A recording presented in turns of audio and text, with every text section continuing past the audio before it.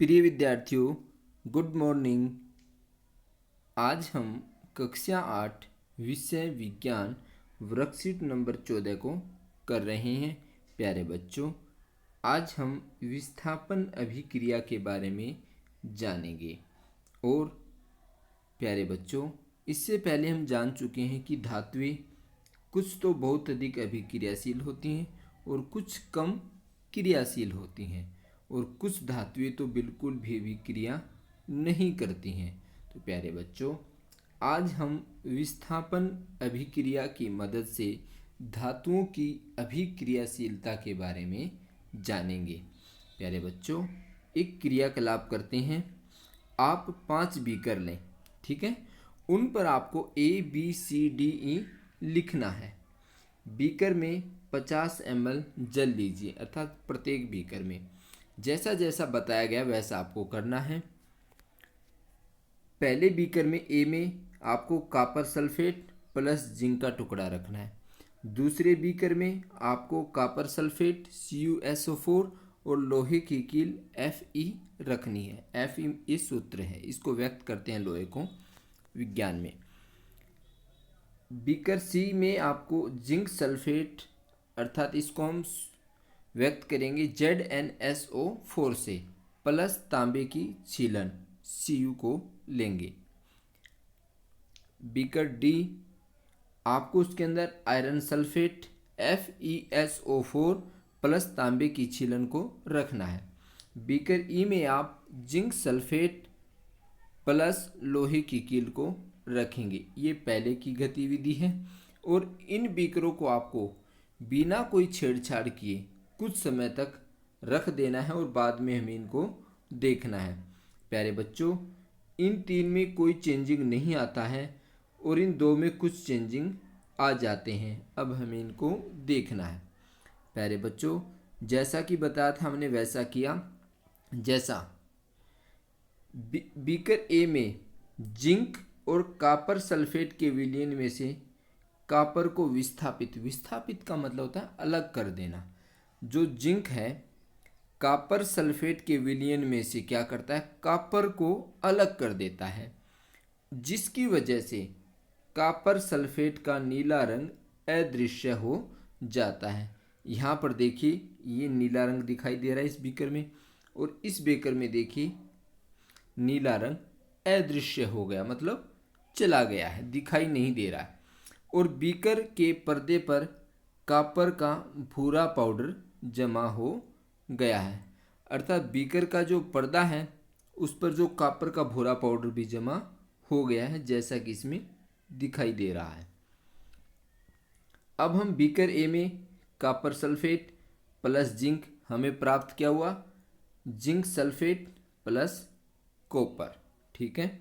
अब हम बी का परीक्षण करते हैं। बीकर बी में लोहे ने कॉपर सल्फेट के विलयन से कॉपर को विस्थापित मतलब अलग कर दिया। प्यारे बच्चों, ये हमारा बी बीकर है, ये अब, और ये हमारा, ये पहले का है, ये बाद का है, ठीक है, अभिक्रिया के बाद का। इसमें क्या होता है कि लोहे ने कॉपर सल्फेट का जो विलयन इसके अंदर था में से कॉपर को अलग कर दिया है यहाँ पे, ठीक है ना। अब प्राप्त क्या होगा, कॉपर सल्फेट प्लस लोहा, ये हमने रखा, मिला क्या, आयरन सल्फेट प्लस कॉपर। अब हमने देखा कि बीकर सी डी और ई में कोई अभिक्रिया नहीं हुई। देखो, ये जैसे पहले यहाँ पे दिखाई दे रहे हैं ना, ये वैसे ही हैं तीनों बीकर, यहाँ भी ऐसे ही थे और यहाँ भी ऐसे ही हैं। इन तीनों में कोई भी अभिक्रिया नहीं हुई, जिसकी वजह से उनमें कोई परिवर्तन नहीं हुआ। यहाँ नियम यह है कि किस नियम के कारण नहीं हुआ, कि केवल अधिक अभिक्रियाशील धातु कम अभिक्रियाशील धातु को उसके जलीय विलयन से विस्थापित कर सकती हैं। केवल जो है अधिक अभिक्रिया करने वाली धातु जो है कम अभिक्रिया करने वाली धातु को उसके जलीय विलयन से अलग कर सकती है, लेकिन जो कम अभिक्रिया करने वाली धातु है, मतलब कम अभिक्रियाशील जो धातु है वो अधिक अभिक्रियाशील धातु को विस्थापित मतलब अलग नहीं कर सकती है।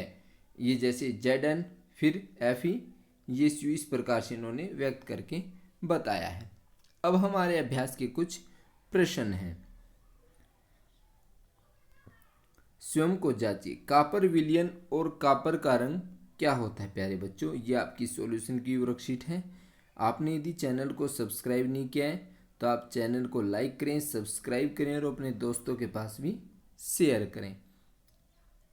प्यारे बच्चों, ये हमारा प्रथम प्रश्न है, इसका आंसर है कॉपर विलयन का रंग कैसा होगा, नीला, और कॉपर धातु का रंग भूरा। अब हमारा प्रश्न नंबर 2 है कि कॉपर जिंक के विलयन में से जिंक को विस्थापित मतलब अलग क्यों नहीं कर पाता है। तो प्यारे बच्चों, अलग क्यों नहीं कर पाता, कॉपर की अभिक्रियाशीलता जिंक धातु से कम होती है और इसलिए कॉपर जिंक को विस्थापित नहीं कर पाता है, क्योंकि कम अभिक्रियाशील धातु अधिक अभिक्रियाशील धातु को अलग नहीं कर सकती है। प्रश्न नंबर 3 हमारा, जिंक आयरन कॉपर को अभिक्रियाशीलता के घटते क्रम में व्यवस्थित कीजिए। जिंक आयरन और कॉपर को तीनों को हमें घटते क्रम में लगाना है। तो सबसे पहले जिंक, ठीक है, घटते क्रम का चिन्ह ये हो गया, फिर आयरन Fe और फिर कॉपर, ठीक है।